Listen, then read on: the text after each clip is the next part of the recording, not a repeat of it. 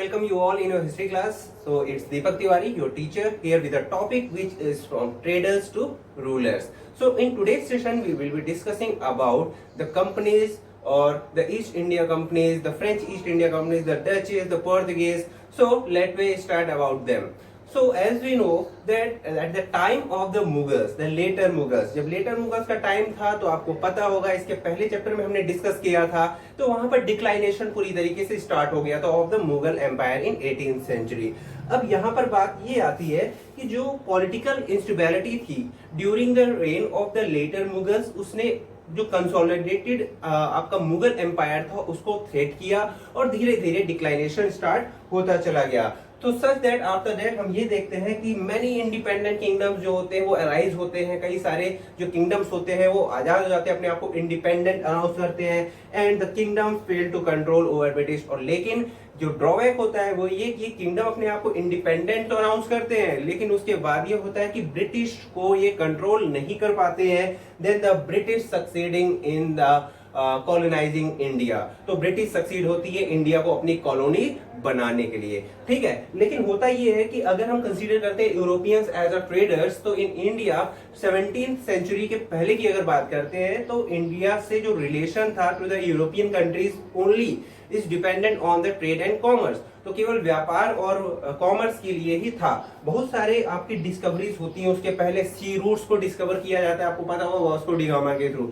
Then उसके बाद जो पोर्तुगीज होते हैं वो आते हैं सबसे पहले। देन जब वो वहां पे आते हैं, इंडिया में रुकते हैं, तो यहाँ की जो ज्योग्राफिकल कंडीशंस है, देन उससे स्पाइसेस जो होते हैं, इंडिगो होते हैं, सिल्क होते हैं, इनसे बेसिकली ट्रेड स्टार्ट किया जाता है विद द यूरोपियन कंट्रीज। कई सारी यूरोपियन जो कंट्रीज होती हैं वो ट्रेड और कॉमर्स के नजरिए से इंडिया में आती है। सॉरी, तो देन मर्चेंट्स जो होते हैं 17th सेंचुरी के पहले पे तो प्राइवेटाइजेशन होता है कि केवल पार्टिकुलर इंडिविजुअल मर्चेंट्स आते थे, ट्रेडर्स आते थे और व्यापार करके चले जाते थे। लेकिन आफ्टर द 17th सेंचुरी, जैसे 17th सेंचुरी खत्म होती है तो वहां पर ठीक है इंडिया से ट्रेड रिलेशन, जैसे कि मैंने आपको बताया इंग्लैंड की जो उस समय क्वीन थी एलिजाबेथ फर्स्ट, तो उसने क्या किया, she has given the right, the full right, the exclusive right to trade with India. तो उसकी जो ईस्ट इंडिया कंपनी जो डेवलप की थी, स्टैब्लिश की गई थी, तो उसने इस कंपनी को, ईस्ट इंडिया कंपनी को, उसने इंडिया के साथ ट्रेड करने की पूरी आजादी दे दी थी। देन 17th सेंचुरी के ऑनवर्ड्स में यहाँ पे हॉलैंड आई, इंग्लैंड आती है, then Portugal, the France, the Denmark, the Dutch, ये सारी के सारी यूरोपियन कंट्रीज आती है विद और for the trade only. Then ये यहाँ पे आते हैं तो ये फैक्ट्रीज डेवलप करते हैं। तो फैक्ट्रीज का मतलब यहाँ पर था कि जो ये लोग थे जो आपके आते थे, जो ऑफिशियल्स थे जो यहाँ पे ट्रेड के लिए आ रहे हैं, उनको फैक्टर्स कहा जाता था। और जब यहाँ पर जो रहते थे, ठीक है, तो जिस जगह पर ये फैक्टर्स रहते थे, रुकते थे, ठीक है, इनको हम फैक्ट्रीज कहते थे। सो बेसिकली फैक्ट्री का मतलब ये नहीं था कि वहां पे कोई चीज मैन्युफैक्चर होती थी, that goods were manufacturing, no, actually the factories are the places where the factors were living. तो जहां पर ये फैक्टर्स रहते थे, यानी कंपनी के ऑफिशियल्स रहते थे, उनको हम फैक्ट्रीज कहते थे। नाउ फैक्ट्रीज को अब धीरे धीरे क्या किया जाने लगा, फोर्टिफाइड किया जाने लगा। फोर्टिफाइड जब होता था तो यानी कि किलेबंदी करना, ठीक है, यानी अपनी सुरक्षा के लिए, अपने सामान की सुरक्षा के लिए फोर्टिफिकेशन करना, फोर्टिफाइड करना। जो व्यापार होता तो किन की चीजों पर आधारित था, सिल्क के ऊपर था, क्लॉथ के ऊपर था, इंडिगो के ऊपर था, स्पाइसेस के ऊपर था। तो ग्रेट डिमांड थी इन सारे प्रोडक्ट, जो इंडियन प्रोडक्ट थी, इसकी ग्रेट डिमांड थी in European market. Then the factories वो क्या करती थी, वो इन आइटम्स को यहाँ पर लो प्राइस से लेकर जाती थी और अपनी कंट्री में बहुत ही हाई प्राइस के साथ उसको बेचती थी। तो उससे क्या होता था, it was the profitable for the companies, तो ये प्रॉफिटेबल था उन कंपनीज और ट्रेडर्स के लिए। देयर आफ्टर और भी ज्यादा इसको प्रॉफिटेबल बनाने के लिए इन्होंने बहुत सारे प्रयास किए, अपनी यूनिट्स, जो कंपनी की यूनिट्स थी, फैक्ट्रीज की यूनिट्स थी, उसको यहाँ पर स्टैब्लिश किया, इंस्टॉल किया। लेकिन लेटर हाफ उसके बाद क्या होता है कि जब कई सारी कंपनीज एक ही जगह पे, मैंने आपको बताया हॉलैंड की कंपनी, इंग्लैंड की company, the Portuguese, the Dutches are there, the French are there, तो there will be a competition between these factories. तो इन जो फैक्ट्रीज, जो कंपनीज थी, इनके बीच में कंपटीशन डेवलप होता है और जिसकी वजह से जो प्रॉफिट होता है वो श्रिंक करता चला जाता है। देन ये अब यहाँ पर ये बात आती है कि एक अगर कंपनी है उसको प्रॉफिट ज्यादा तभी हो सकता था जब वो अपनी कंपटेंट कंपनी को अपने रास्ते से हटा दे, विथड्रॉ कर ले। Then only way to make profit less to eliminate company competition. ठीक है, इस कंपटीशन को खत्म करने के लिए एक ही तरीका था कि इसको दूसरी कंपनीज को हटा दे। But how it is possible, ये पॉसिबल कैसे होता? तो बेसिकली जिन कंपनीज को, ओके, जिन ट्रेडिंग कंपनीज को उस पार्टिकुलर कंट्री का सपोर्ट था, यानी उस पार्टिकुलर कंट्री की गवर्नमेंट का सपोर्ट था, तो वो इसमें कामयाब हुई। हम फ्रेंच की बात करते हैं, तो फ्रेंच के जो ट्रेडर्स थे, जो कंपनीज थी, उसको उधर की गवर्नमेंट के थ्रू, एडमिनिस्ट्रेशन के थ्रू कोई भी सपोर्ट नहीं था, ना ही मिलिट्री सपोर्ट था, ना ही एडमिनिस्ट्रेटिव सपोर्ट था। ठीक है, जिसकी वजह से ये बैकफ्लो हुई। इसका ड्रॉबैक यही था और ये लगातार काफी दिनों तक ईस्ट इंडिया कंपनी के सामने, इंग्लिश ईस्ट इंडिया कंपनी के सामने रुक नहीं सकी और ये उसके रास्ते से हट गई। बट यहाँ पे सबसे मजबूत जो इसकी पोजीशन होती है वो है इंग्लिश ईस्ट इंडिया कंपनी की, बिकॉज ईस्ट इंडिया कंपनी जो इंग्लिश की थी, इंग्लैंड की थी, उसको पूरी तरीके से इंग्लैंड गवर्नमेंट का सपोर्ट था और मिलिट्री सपोर्ट भी लगातार था। दैट्स व्हाई आगे चलकर यही इंग्लिश ईस्ट इंडिया कंपनी अपने रास्ते से पोर्तुगीज को, डच को, फ्रेंच को, सबको हटा देती है और कंसोलिडेट करती है एक ऐसा एम्पायर जो अभी तक ट्रेडर्स का था और अब किसका हो जाएगा, रूलर्स की तरफ ये जाती है। सो आइए हम देखते हैं ईस्ट इंडिया कंपनी के बारे में। आपको पता है कि ये ईस्ट इंडिया जो कंपनी है ये इंग्लैंड के मर्चेंट्स के थ्रू स्टार्ट की जाती है इन 1599 बाय द जॉन मिंडेलहल। ठीक है, जॉन मिल्डेनहल।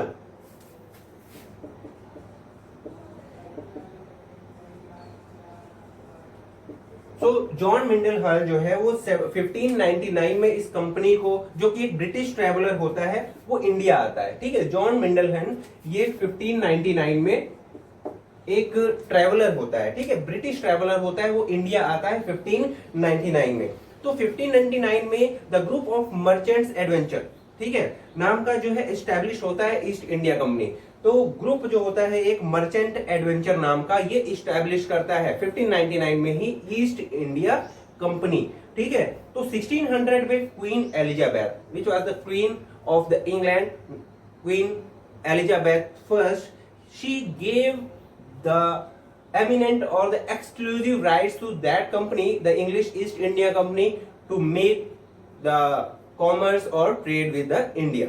तो ट्रेडिंग रिलेशंस और ट्रेड करने के लिए पूरी की पूरी आजादी, एक्सक्लूसिव राइट्स, अधिकार दे दी जाता है कि नहीं जाइए, आप आराम से अधिकार कर सकते हैं। तो हुआ क्या कि 15 ईयर्स के लिए, सबसे पहले इसको 15 ईयर्स के लिए केवल राइट्स दिए गए कि आपको 15 ईयर्स का अधिकार दिया जाता है कि आप इंडिया के साथ ट्रेड कर सकते हैं। लेकिन 1608 में क्या होता है कि इंग्लैंड का जो जेम्स फर्स्ट जो किंग होता है, जेम्स फर्स्ट ने इसको जो राइट्स है उसको बढ़ाते हुए इंडिया में अपना एम्बेसडर भेजा जिसका नाम था कैप्टन हॉकिंस।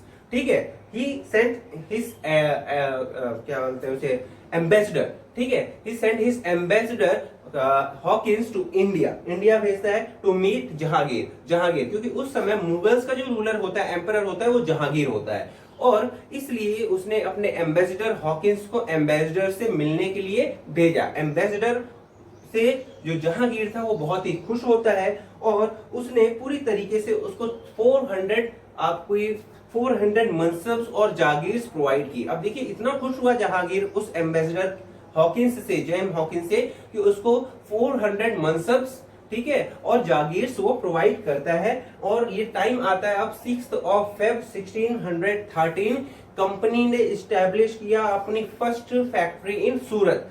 तो 1613 में, ठीक है, 6 February 1630 company establish its first factory in Surat, Surat यानी गुजरात में सबसे पहले अपनी फैक्ट्री को इस्टेब्लिश किया।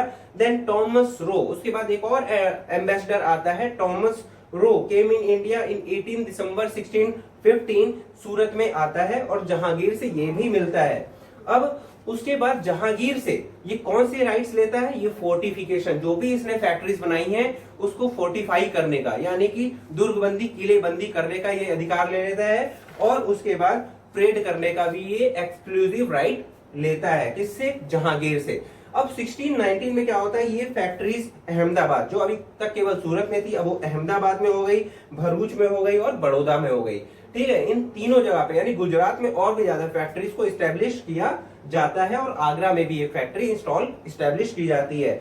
साउथ में अगर बात करें तो मसूलीपट्टनम और पेटापुरी, ठीक है, मसूलीपट्टनम और पेटापुटी में 1611 में कंपनीज या फैक्ट्रीज को इस्टेब्लिश किया जाता है। और अगर ईस्ट की बात करें यानी उड़ीसा साइड में अगर बात करें तो हरिहरपुरा एंड बालासोर में आपकी फैक्ट्रीज को इस्टेब्लिश किया जाता है। तो इस तरीके से देखें तो आपके जितने भी पोर्ट एरियाज हैं, कोस्टल एरियाज हैं, वहां पे कंपनीज को इंस्टॉल या इस्टेब्लिश किया जाता है।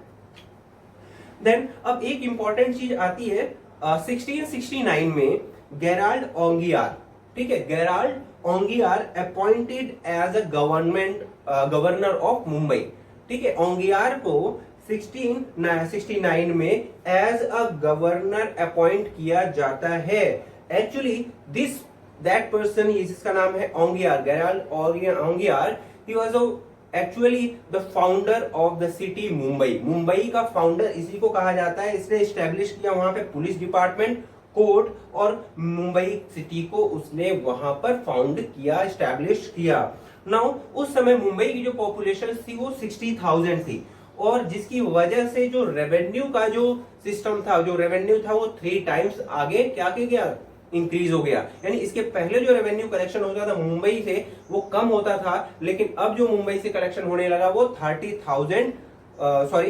टाइम्स ज्यादा होने लगा। देन 1651 में बंगाल में ब्रिजमैन, ठीक है, ब्रिजमैन फैक्ट्री स्टैब्लिश करता है, ठीक है। देन उसके बाद बिहार में, उड़ीसा में, बंगाल में और कोरामंडल, ठीक है, कोरामंडल में यानी सेंट जॉर्ज जो मद्रास में है वहां पर फैक्ट्रीज को एस्टैब्लिश किया जाता है। तो आपने देखा कि इतनी सारी फैक्ट्रीज ईस्ट इंडिया कंपनी इतने 15 to 16 ईयर्स में वो डेवलप कर दी जाती। ग्रेजुअली बिगन टू इन्फर, धीरे धीरे जब इसने देखा कि चारों तरफ the companies has consolidated his fortification और द एम्पायर, इस्टेब्लिश कर ली उसने फैक्ट्रीज, तो आगे चल के वो क्या करती है, वो पूरा के पूरे इंडियन पॉलिटिकल इंटरफेरेंस करती रहती है, यानी कि इंडिया की जो पॉलिटिक्स है उसमें इंटरफेयर करना स्टार्ट कर देती है। तो इस तरीके से पहली बात तो क्या है, इसने कंपनी से स्टार्ट किया, ट्रेड के माध्यम से उसने राइट्स ली, एक्सक्लूसिव राइट ली, मनसब्स लिए, जगह जगह पे फैक्ट्रीज को इंस्टॉल किया। देन उसके बाद फोर्टिफिकेशन किया, उस फोर्टिफिकेशन के साथ इसने अपनी मिलिट्री कमांड भी स्टैब्लिश की। तो इट मीन्स कि उसने इंडिया में एक बहुत ही मजबूत पांव अपना जमा दिया।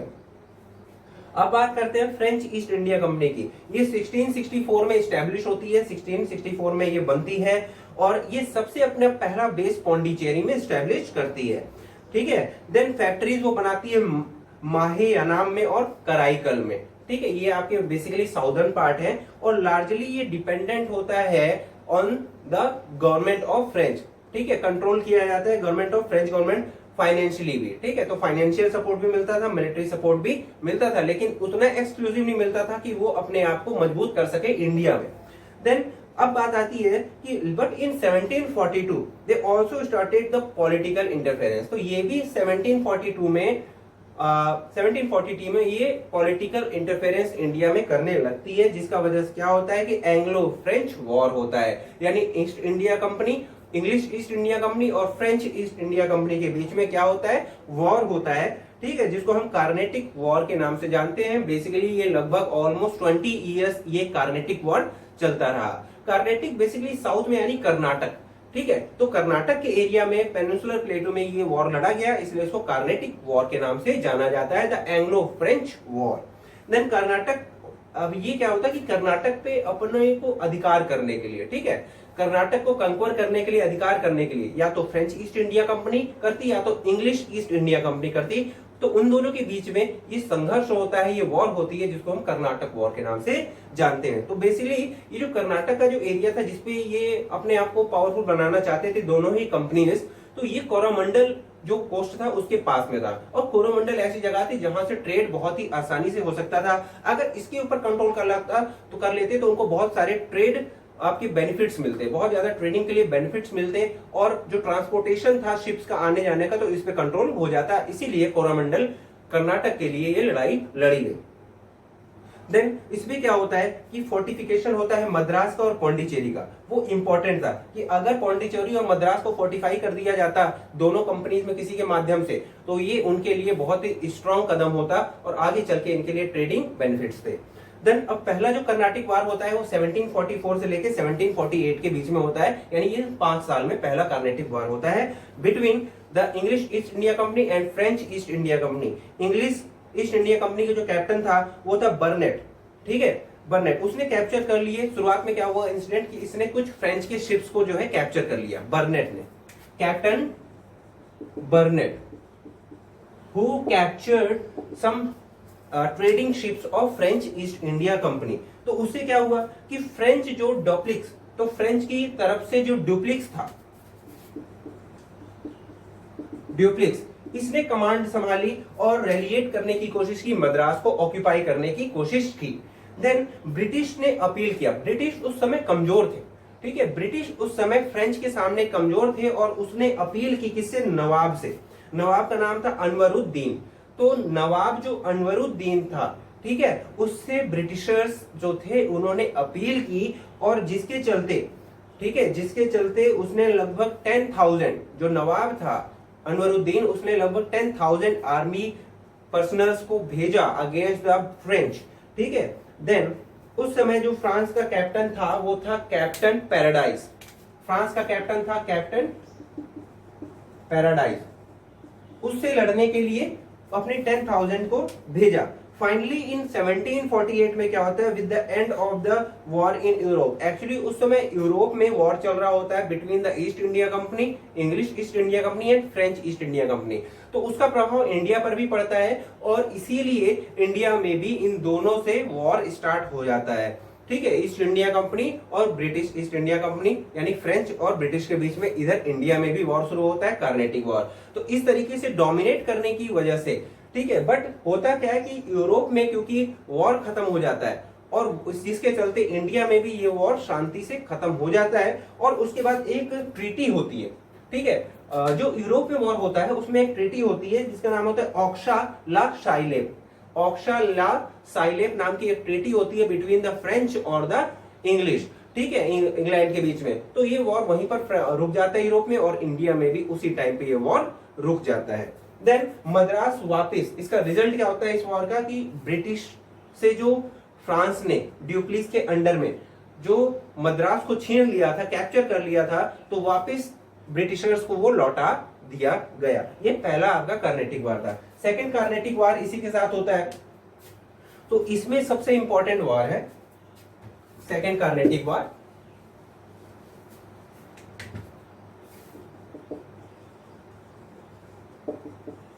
अब यहां पर जो सेकंड कार्नेटिक वार है, आपके पास एक होता है कर्नाटक, ठीक है, एक होता है कार्नेटिक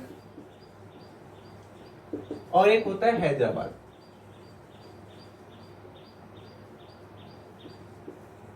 तो ये जो दो प्रेसिडेंसीज थे, ये जो दो प्लेस थे, इनके सक्सेशन के लिए ये वॉर था, ठीक है, कि इस पे किसको बैठाना चाहते थे। तो यहां पर जो डोमिनेट कर रही थी वो केवल दो कंपनी थी, फ्रेंच ईस्ट इंडिया कंपनी और इंग्लिश ईस्ट इंडिया कंपनी। अब दोनों अपने अपने तरीके से अपने अपने लोगों को बैठाना चाहती थी, यानी कि जो उसके पपेट्स के तौर पर काम करते। तो यहां पर जो फ्रेंच था, ठीक है, यहां पे जो फ्रेंच थे वो चंदा साहिब को बैठाना चाहते थे। कहां पर, कार्नेटिक में, ठीक है। तो कार्नेटिक का नवाब चंदा साहिब को बनवाना चाहते थे, कौन, फ्रेंच वाले। लेकिन जो ब्रिटिश थे वो अपना एक जो है पर्सन खड़ा कर रहे थे जिसका नाम था मोहम्मद अली। तो यहां पर निश्चित तौर पर कार्नेटिक में जब भाई फ्रेंच चंदा साहिब को बैठाना चाहते हैं और फिर ब्रिटिश जो है थ्रोन के लिए मोहम्मद अली को उस थ्रोन पर बैठाना चाहते हैं, तो जाहिर सी बात है उनके बीच में वार होगा। देन अगर हैदराबाद की बात करें तो जो फ्रेंच थे, ठीक है, जो फ्रेंच थे वो बैठाना चाहते थे मुजफ्फर जंग को, मुजफ्फर जंग को। लेकिन जो आपकी इंग्लैंड वाले थे, इंग्लिश ईस्ट इंडिया कंपनी थी, वो बैठाना चाहते थे नासिर जंग को। तो अपने अपने कंसिस्टेंट को वो बैठाना चाहते थे, जिसके चलते इनके बीच में एक और वॉर होता है, सेकंड कार्नेटिक वॉर। और इसमें ब्रिटिश जो है वो फ्रेंच को बुरी तरीके से डिफीट करते हैं, पीस ट्रीटी साइन होती है दोनों के बीच में, ठीक है। तो इस तरीके से सेकंड कार्नेटिक वार होता है। एक बार फिर से रिकॉल करते हैं, कार्नेटिक और हैदराबाद दो जगह थी जिसपे डोमिनेशन के चलते थ्रोन पर बैठाया जाने था, सक्सेशन ऑफ थ्रोन की बात आती है तो फ्रेंच सपोर्ट करते हैं चंदा साहिब को और ब्रिटिश मोहम्मद अली को कार्नेटिक के लिए सपोर्ट करते हैं। Then for the French supported Muzaffar Jang for Hyderabad and Nasir जंग बाई ब्रिटिश ईस्ट इंडिया। तो इस वजह से दोनों के बीच में जंग होती है, कार्नेटिक वॉर होता है और इसमें बुरी तरीके से फ्रेंच हारता है और एक ट्रीटी साइन होती है दोनों के बीच में between the English and French. Then third Carnatic war जो होता है, थर्ड कार्नेटिक वॉर जो होता है वो 1756 से 1763 के बीच में होता है, 1756 टू 1763, ठीक है, द थर्ड कार्नेटिक वॉर। इसमें क्या होता है, इसका रीजन क्या होता है कि चंद्रनगर बंगाल में होता है, उसके ऊपर कंट्रोल को लेकर इनके बीच में लड़ाई होती है, फ्रेंच और इंग्लिश के बीच में बाय द, देखिए अब क्लाइव जो होता है वो इंग्लैंड की तरफ से होता है, ठीक है, और वॉटसन जो होता है वो फ्रेंच की तरफ से डोमिनेट करता है। यानी कि ये दो आपके इंग्लैंड की तरफ से क्लाइव और फ्रेंच की तरफ से वॉटसन, ठीक है, इस वॉर में पार्टिसिपेट करते हैं और ब्रिटिश इसमें फ्रेंच को हरा देते हैं, ठीक है, और वो वॉर होता है वॉर ऑफ वनडे वॉश, ठीक है। 1756 में जो ब्रिटिशर्स होते हैं वो फ्रेंच को यहाँ पर डिफीट करते हैं एंड फ्रेंच को पूरी, हालांकि जितनी भी फैक्ट्रीज थी, ठीक है, वो दे दी जाती है, लेकिन केवल और केवल फ्रेंच को ये राइट दी जाती है कि आपको केवल ट्रेड करना है, आप किसी भी तरीके का कोई भी फोर्टिफिकेशन या फोर्टिफाइड नहीं करेंगे अपनी फैक्ट्रीज को। देन धीरे धीरे यही होता है, इस थर्ड वॉर जो होती है वो बहुत ही रिजल्टेड वॉर होती है, इसमें फ्रेंच जो है पूरी तरीके से हार जाते हैं और फ्रेंच की जो कंपनी होती है वो डिक्लाइन कर जाती है। अब इंडिया में केवल और केवल एक ही ट्रेडिंग कंपनी बचती है और उसका कोई कंपनी नहीं बचता और वो है English East India company. Now if you move forward and we look to how British conquest Bengal, तो ब्रिटिश बंगाल पे को कैसे कॉन्क्वेस्ट करते हैं। आपको पता होगा कि 17th सेंचुरी के पहले केवल जो ट्रेड करने के लिए आए थे ब्रिटिशर्स, अब धीरे धीरे डोमिनेट करने लगते हैं और अपनी पॉलिटिकल स्ट्रेंथ को बढ़ाते हैं, as well as they started to interfere in the Indian politics. Then आपको पता होगा कि ब्रिटिश जो है at the time of the Mughals बहुत ही प्रॉस्पेरस था, ट्रेड चाहे बात करें चाहे कॉमर्स की बात करें बहुत ही ज्यादा प्रॉस्पेरस था, प्रिविलेज था। देन लेटर हाफ जो होता है कि आपका लेटर मुगल्स के टाइम में हालांकि डिक्लाइनेशन होता है मुगल्स का, लेकिन फिर भी जो आपका बंगाल होता है वो बहुत ही प्रोमिनेंट होता है, बहुत ही आपका प्रिविलेज होता है। देन होता क्या है कि उस समय जो रिचेस्ट था इंडियन प्रोविंसेस में सबसे तो 1717 में the obtain the right to import, तो ब्रिटिशर्स क्या होते हैं 1717 में ब्रिटिशर्स को ये राइट मिलता है एक्सपोर्ट और इंपोर्ट करने का, ठीक है। अब उसमें ड्यूटी, टैक्सेस, कस्टम्स भी दिया जाता था। होता क्या था कि ब्रिटिशर्स को जब ये राइट मिला तो वो क्या करते थे कि जो मुगल्स एम्परर थे उनको प्रिविलेज दिया करते थे, नजराना दिया करते थे, ठीक है, क्योंकि वो यहाँ पर ट्रेड कर रहे थे। 1717 के बाद जो है इनको यहाँ पर एक्सपोर्ट और इंपोर्ट का चार्ज मिल गया और ये एक्सपोर्ट इंपोर्ट करते रहे, लेकिन इसका फायदा कौन उठाने लगा, इसके फायदा उठाने लगे इंडिविजुअली जो उस फैक्ट्रीज के या उस कंपनी के जो वर्कर्स थे, जो ऑफिशियल्स थे, ये अपना अलग ट्रेड कर रहे हैं। अब देखिए एक तो कंपनी की तरफ से ट्रेड अलग हो रहा है और ये जो उस कंपनी के ऑफिशियल्स है ये इंडिविजुअली अलग ट्रेड कर रहे हैं, ठीक है, जिसकी वजह से अब ये अलग ट्रेड कर रहे हैं तो उसका जो रेवेन्यू है, जो टैक्स है वो नहीं पे करते थे। कंपनी अलग कर रही है, वो अलग ट्रेड कर रहा है, लेकिन टैक्सेशन जो जा रहा है वो केवल कंपनी की तरफ से जा रहा है, ऑफिशियल की तरफ से कोई भी कस्टम ड्यूटी टैक्सेस नहीं दिया जा रहा है। अब इन बातों को लेकर जो उस समय आपके मुर्शीद कुली खान की अगर हम बात करते हैं, चाहे सुजाउद्दौला की बात करते हैं, चाहे अलीवर्दी खान की बात करते हैं, इन सब ने इसके ऊपर जो है अपनी बात बोली कि हाँ ठीक है आपको टैक्स देना पड़ेगा, यू हैव टू गिव और पे the taxes for the trade. अगर आप इंडिविजुअली ट्रेड भी कर रहे हैं तो आपको ये देना पड़ेगा, as a custom duty tax आपको पे करना ही पड़ेगा। तो उस टाइम पे ठीक है अलीवर्दी खान ने दो चीजें रखी, ठीक है, तो दो कंडीशंस उन्होंने ब्रिटिश जो आपकी कंपनी थी उसके लिए की। तो सबसे पहली बात है कि जो ऑफिशियल्स होंगे कंपनी के, ठीक है, जो ऑफिशियल्स होंगे कंपनी के, दे हैव टू पे द टैक्सेशन अमाउंट, ठीक है, जो ट्रेड टैक्स है, जो कस्टम टैक्स है, उनको वो पे करना पड़ेगा। एंड सेकंड, अदरवाइज अगर ये पे नहीं करते हैं तो कंपनी, ठीक है, कोई अधिकार नहीं है कि वो यहाँ पर ट्रेड करे, उसको यहाँ से जाना पड़ता है। तो पहला तो ये हो गया। दूसरा, द कंपनी जो है वो would not extend its fortification, तो फैक्ट्रीज का फोर्टिफिकेशन वो बिल्कुल नहीं करेंगे। तो ये दो कंडीशंस थी। बट एट द टाइम, उस समय की अगर मैं बात करूं तो जो ब्रिटिश ईस्ट इंडिया कंपनी थी वो बहुत ही ज्यादा स्ट्रांग थी और वो बहुत ज्यादा कॉन्फिडेंट भी थी, क्योंकि उसने फ्रांस को हरा दिया था, अपनी दूसरी डोमिनेटिंग कंपनीज को उसने हरा दिया था। तो इस समय और धीरे धीरे आपको पता ही होगा कि पॉलिटिकल इंटरफेरेंस भी करने लगी थी, मिलिट्री स्ट्रक्चर भी उसका बहुत अच्छा हो गया था। तो अब ये स्थिति जो सिचुएशन होती है और वर्स्ट हो जाती है, बॉइल्ड अप हो जाती है 1756 में, when Sirajuddaulah became the nawab of Bengal, जब बंगाल का नवाब वो बनता है, तो उसने पूरी तरीके से, उसने सबसे पहला क्या किया कि पूरा का पूरा जो फोर्टिफिकेशन है उसको रिमूव किया और कलकत्ता को कैप्चर्ड कर लिया। कलकत्ता जो इस समय ब्रिटिशर्स के अंडर में था, वहां पे उसकी फैक्ट्रीज का फोर्टिफिकेशन था, पूरी तरीके से कलकत्ता को उसने कैप्चर्ड कर दिया। बट वहां पर जो कंपनी के जो ऑफिशियल्स थे, कंपनी की जो आर्मी थी, उसने फिर से कलकत्ता को रिकैप्चर्ड कर दिया। अब रिकैप्चर करने के बाद कंपनी नाउ डिसाइडेड, अब कंपनी को ये डिसाइड करना पड़ेगा, ऐसा है कि अगर जब तक हम सिराजुद्दौला को डिपोज नहीं करेंगे, उसके थ्रोन से नहीं हटाएंगे, तब तक ये हमारी मुश्किलें बढ़ाता ही रहेगा। तो उन्होंने एक चीज सोची कि अभी हम जो है सिराजुद्दौला को हमें हटाना पड़ेगा, थ्रोन से डिपोज करना ही पड़ेगा, और हमें एक ऐसा पपेट रूलर बैठाना पड़ेगा जो केवल हमको सपोर्ट करे। ठीक है, देन अब बात आती है, इसीलिए इसी के चलते बैटल ऑफ प्लासी होता है। Battle of Plassey, battle of Plassey जो होता है वो 1757 में होता है। Now at the time of this is 23rd of June 1757। जो सिराजुद्दौला की आर्मी होती है, जो इंग्लिश ईस्ट इंडिया की आर्मी होती है, ये एक दूसरे के अगेंस्ट प्लासी में मिलती है। ठीक है, उसको हम पहले पलासी के नाम से जानते थे, अब इसको प्लासी के नाम से जानते थे। ब्रिटिश फोर्सेस वर लेड, तो ब्रिटिश फोर्सेस की अगुवाई कौन कर रहा था, कमांड कौन कर रहा था, उनका कमांडर चीफ रॉबर्ट क्लाइव। ठीक है, एंड द कमांडर चीफ जो था, जो नवाब के थे, उसमें आपका था जगत सेठ, मीर जाफर। ठीक है, जगत सेठ और मीर जाफर। बट मीर जाफर जो था, जो कमांडर इन चीफ था, सिराजुद्दौला की जो आर्मी थी वो मीर जाफर की बात बहुत मानती थी। और ये जो आपका जगत सेठ था, ठीक है, ये रेवेन्यू डिपार्टमेंट का था, तो ये और इन दोनों ने, मीर जाफर ने और आपके जगत सेठ ने बिल्कुल भी सपोर्ट नहीं किया, और इन्होंने ये क्या करते हैं कि उस बैटलफील्ड से भाग जाते हैं।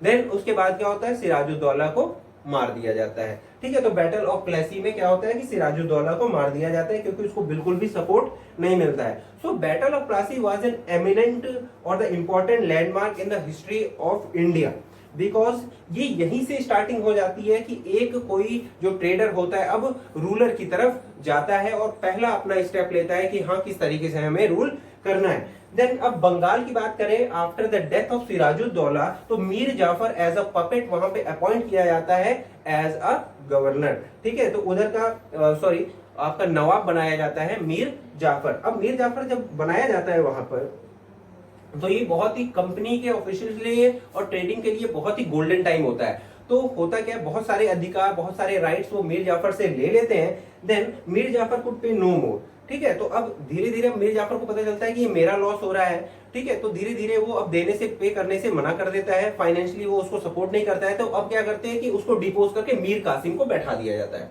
ठीक है, अब देखिए, अपने पपेट को, जो उसको फेवर करता है कंपनी उसी को बैठा रही है और थ्रोन पर, और जो उसको फेवर नहीं कर रहा है उसको डिपोज करती चली जा रही है। अब देन मीर कासिम को बैठाया गया न्यू नवाब एजा, जो कि एक और पपेट निकल के सामने आया। वो कंपनी को बहुत सारा राइट टू कलेक्ट रेवेन्यू देता है। तो रेवेन्यू कलेक्शन कहाँ पे, बर्दवान में और मिदनापुर में और चिटगांव में रेवेन्यू कलेक्शन की राइट दे देता है कि वो वहां पर रेवेन्यू कलेक्ट कर सकती है British East India company. But Mir Qasim को भी ये पता चलता है कि अरे मैं तो चंगुल में फंसता चला जा रहा हूं। अब वो चाहता है इंडिपेंडेंट होने के लिए, नहीं अब मुझे in British East India company के चंगुल से हटना होगा। देन वो डिसमिस कर देता है अपने ही कोर्ट ऑफिशियल्स में जो ब्रिटिश के सपोर्टर्स होते हैं, उन सारे के सारे ऑफिशियल्स को वो हटा देता है। ठीक है, उनको डिसमिस कर देता है और अपनी ट्रेन आर्मी को ट्रेन करता है। ठीक है, यूरोपियंस की सहायता से आर्मी को ट्रेन करता है, और जितने भी ड्यूटीज है, इंटरनल ट्रेड है, ब्रिटिश को जो राइट्स दिए गए रहते हैं वो हटा दिया जाता है। अगर चलती भी है मर्चेंट को राइट, तो इंडियन मर्चेंट और ब्रिटिश मर्चेंट दोनों को इक्वल राइट्स दिए जाए या दिए जाने चाहिए। इन चीजों को वो स्टार्ट करता है। कंपनी को ये बात बिल्कुल पसंद नहीं आती और वो क्या करते हैं, मीर कासिम को भी हटा देते हैं। देन अब बात आती है battle of Buxar. Battle of Buxar, जब उसको मीर कासिम को डिपोज करने की बात होती है, तो मीर कासिम क्या करता है, मीर कासिम अवध जाता है। अवध में अलायंस किसका किसका, वहां पे सुजाउद्दौला जो कि नवाब ऑफ अवध था, और शाह आलम, ठीक है, और जो कि मुगल एम्परर था, और खुद, यानी इन तीन मिलकर अलायंस बनाते हैं, एक संगठन बनाते हैं और ब्रिटिशर्स के खिलाफ लड़ते हैं बक्सर में। ठीक है, बक्सर में 22 ऑफ अक्टूबर 1764 में इनका अलायंस, ठीक है, मीर कासिम का, सुजाउद्दौला का और शाह आलम सेकंड का, जो कि आपका मुगल एम्परर था, इनके बीच में अलायंस होता है। और ये तीनों के तीनों अलायंस मिलकर ब्रिटिश के खिलाफ लड़ते हैं। बक्सर कहां पे है, बिहार में। और 22 ऑफ अक्टूबर 1764 में लड़ाई होती है, बट अनफॉर्चुनेटली ये तीनों हार जाते हैं इनका अलायंस, और ब्रिटिश जो होती है वो जीत जाती है। अब ये टाइम आता है, तो this war, the battle of Buxar, resulted as the prominent rule of Britishers in India. तो उसके चलते अब इलाहाबाद में एक ट्रीटी होती है, इलाहाबाद में ट्रीटी होती है, और जो दीवानी होती है रेवेन्यू कलेक्शन की वो दे दी जाती है ब्रिटिशर्स को। साथ साथ में इलाहाबाद में जो ट्रीटी होती है, ठीक है, उसमें आपको इलाहाबाद और करा के रेवेन्यू कलेक्शन भी दे दिया जाता है। ठीक है, रेवेन्यू कलेक्शन भी इलाहाबाद और करा, इलाहाबाद से 60 किलोमीटर दूर एक करा नाम की जगह है, वो भी, उसका भी रेवेन्यू कलेक्शन की आपको पूरा का पूरा उसका अधिकार, राइट, कंपनी को दे दिया जाता है। तो यहाँ पर फिर से मीर जाफर को, ठीक है, बंगाल का नवाब बना दिया जाता है कंपनी के थ्रू। मीर कासिम को डिपोज करके मीर जाफर को फिर से बंगाल का नवाब बना दिया जाता है। तो अपने फायदे के लिए, अपने प्रॉफिटेबल इंटरेस्ट के लिए जो ईस्ट इंडिया कंपनी होती है वो बार बार पपेट रूलर को, पपेट नवाब को बंगाल का बनाती है, और उसके साथ साथ डोमिनेट करती चली जाती है। अब चाहे पॉलिटिकल इंटरफेरेंस हो, एडमिनिस्ट्रेटिव इंटरफेरेंस हो, या तो मिलिट्री ऑर्गेनाइजेशन की बात हो, फोर्टिफिकेशन के साथ साथ अपने आप को रिकंस्ट्रक्ट और रिस्टैब्लिश करती चली जाती है। So basically it was all about today's session. We have discussed so far so much in this session. ठीक है, आज हमने बैटल ऑफ बक्सर और बैटल ऑफ प्लेसी के बारे में भी पढ़ा। After that we will be more discussing about what was the British influence and about the other states such as the Marathas as well, Awadh as well. So I'll be coming back with a new topic or a new session. Till then, take care and bye bye.